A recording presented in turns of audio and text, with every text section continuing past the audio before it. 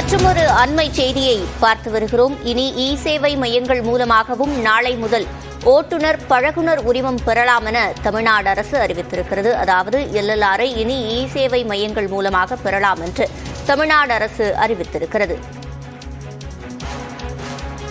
கூடுதல் விவரங்களை செய்தியாளர் வேல்முருகனிடம் கேட்கலாம். வேல்முருகன், இது தொடர்பாக வெளியான முழுமையான அறிவிப்பு என்ன?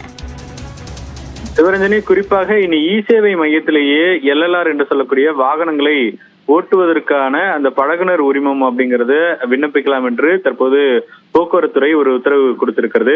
குறிப்பாக தற்போது இந்த LLR போடுவதற்கு ஓட்டுநர் பயிற்சி பள்ளி, அதே போல இடைத்தரகர்கள், தனியார் பிரவுசிங் சென்டர் என்று பொதுமக்கள் அணுக வேண்டிய நிலை இருக்கிறது. இதனால் தேவையற்ற செலவிட வேண்டிய சூழல் இருப்பதாக போக்குவரத்துறைக்கு தகவல்கள் கிடைத்திருக்கிறது. இதன் அடிப்படையிலேயே குறிப்பாக தற்போது 55,000க்கும் மேற்பட்ட இ சேவை மையங்கள் செயல்படுவதனால் அங்கேயே பொதுமக்கள் தற்பொழுது இந்த LLR உள்ளிட்ட விண்ணப்பங்களுக்கு அங்கேயே விண்ணப்பிக்கலாம் என்று தெரிவிக்கப்பட்டிருக்கிறது. குறிப்பாக இது போன்று தனியாருடைய ஓட்டுநர் பயிற்சி மையம் இடைத்தரகர்கள் மூலமாக எடுப்பதனால வெளிப்படைத்தன்மை இல்லாமல் இருப்பதாகவும் தெரிவிக்கப்பட்டிருக்கிறது. எனவே 55,000க்கும் மேற்பட்ட இந்த இ சேவை மையத்தில் நாளை முதல் LLR எடுப்பதற்கு விண்ணப்பம் செய்வதற்கு அங்கிருந்தே பயன்படுத்திக் கொள்ளலாம் என்று தெரிவிக்கப்பட்டிருக்கிறது. இதற்கான கட்டணமாக ₹60 வரை செலுத்த வேண்டும் என்றும் தற்போது தெரிவிக்கப்பட்டிருக்கிறது.